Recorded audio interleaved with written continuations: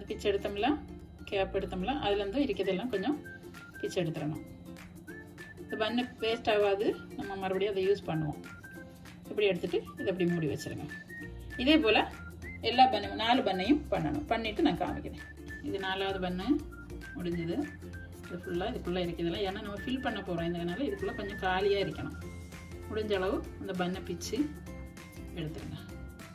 அதே போல் இந்த gap cut பண்ணி எடுத்தோம்லாம் அதில் உள்ளதையும் பிச்சு எடுத்துக்கணும்.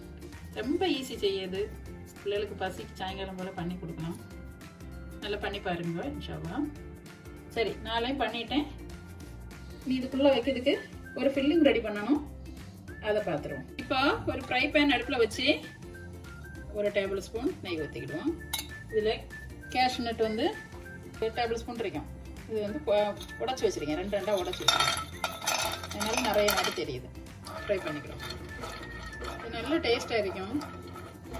இனிப்பெல்லாம் உங்களுக்கு தேவைக்கு நீங்கள் போட்டுருங்க. குறைச்சி போடணும்னா குறைச்சி போடலாம். ஆனால் சர்க்கரை போட முடியாது, ஏன்னா உருவிடும். அது ரொம்ப உருவி லிக்விட் ஆயிடும். அதனால் சீனி லைட்டாக போட்டுக்கிடுங்க தேவைக்கு போல். நல்லா ஃப்ரை ஆன கூட காமிக்கிறேன். ஃப்ரை ஆகிட்டது கொஞ்சம் கிஸ்மிஸ் போட்டுக்கிறேன். இது நல்ல ஃப்ரை ஆகிட்டது. நீ 2 முட்டை இருக்குது, அதை உடச்சி ஊற்றிடும். முட்டையை ஊற்றிடும். முட்டையை ஊற்றிட்டேன். இதை நல்லா ரம்பிள் பண்ணி எடுக்கணும். முட்டையும் நல்லா வெந்து ரம்பிள் ஆகிட்டது. இனி இந்த தேங்காயை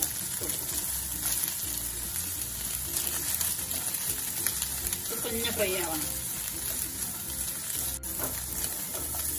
கொஞ்சம் லைட்டாக ஃப்ரை ஆனால் போகிறோம். ரொம்ப முருகணும் ஒன்றும் இல்லை.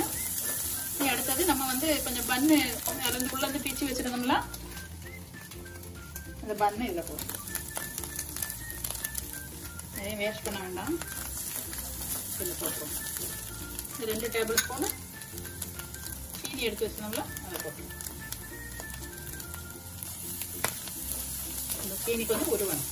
உருவி எல்லாம் ஒன்றும் மிக்ஸ் ஆகும். அவ்வளோதான், முடிஞ்சது. ஆகிட்டது. எரிப்பா வேணும்ல அளவுக்கு சிக்கன் வச்சு இறால் வச்சு பண்ணலாம். மட்டனில் எவ்வளோ நல்லா இருக்குமான்னு எனக்கு தெரியல.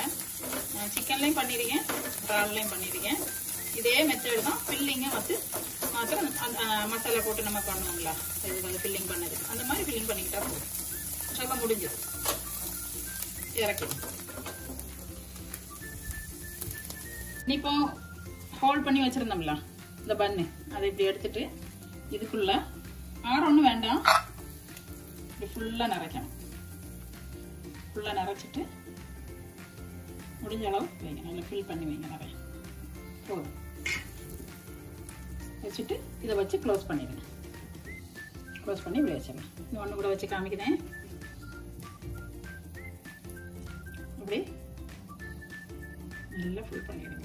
எவ்வளோ தூரம் அந்த ஓட்டை பெருசாக எடுக்கமோ அந்த அளவுக்கு ஃபில்லிங் நிறைய போகும். சாப்பிடும்போது அது நல்ல வாயில் கிடைக்கும். ஒரு 2 பன்னுக்கு 1 முட்டை, அதுதான் கணக்கு. அது கணக்கு எடுத்தால் கணக்காக இருக்கும். க்ளோஸ் பண்ணியாச்சு. இனி 2 எண்ணெய் இருக்குது, அதையும் கூட பண்ணிட்டு காமிக்கிறேன். 4 பன்னும் பண்ணி முடிஞ்சது. இனி இதை ஃபுல்லாக இதை இடத்த க்ளோஸ் பண்ணணும். மைதா மாவு 2 டேபிள் ஸ்பூன் எடுத்து வச்சிருந்தோம்ல, அதில் கொஞ்சம் தண்ணி ஊற்றி கலக்கி நல்லா ஒட்டணும். அந்த இடத்த இதுக்கு மைதா மாவை கலக்கிடும். கொஞ்சம் கட்டியாக கலக்கிக்கணும். நல்லா மிக்ஸ் பண்ணியாச்சு. ஒரு பேஸ்ட் மாதிரி பண்ணியாச்சு. இனி வந்து இந்த பன்னில் ஒன்று எடுத்துருவோம். எடுத்துட்டு லைட்டாக இதை சுற்றி கை வச்சே பண்ணலாம்.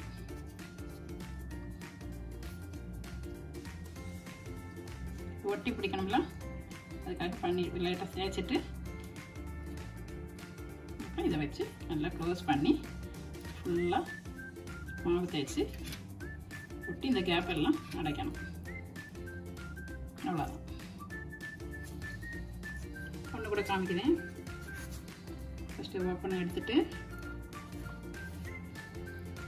லைட்டாக தேய்ச்சிட்டு வச்சு க்ளோஸ் பண்ணிடுங்க. இதே மாதிரி சைடெல்லாம் ஃபில் பண்ணணும்.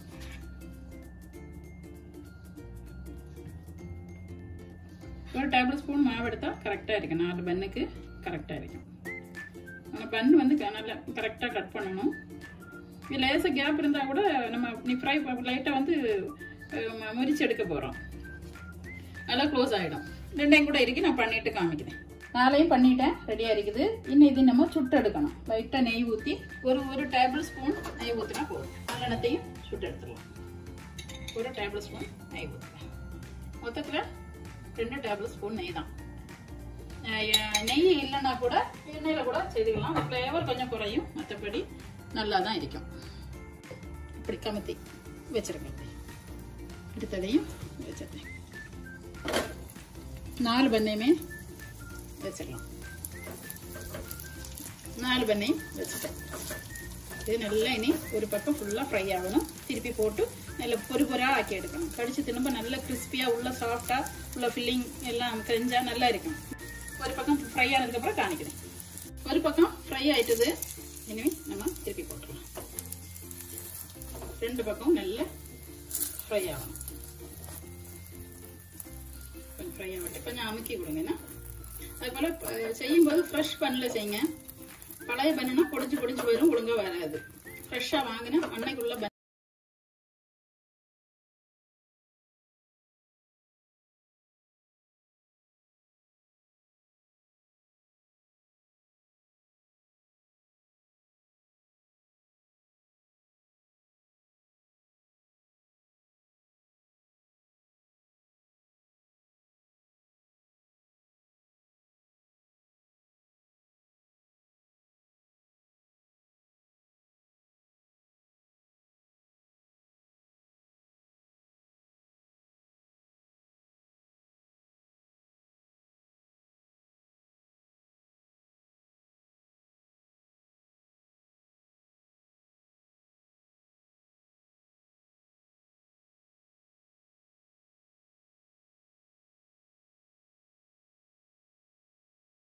உங்களுக்கு பிடிச்சிருந்தா மறக்காமல் லைக் பண்ணுங்கள் அண்ட் ஷேர் பண்ணுங்கள்.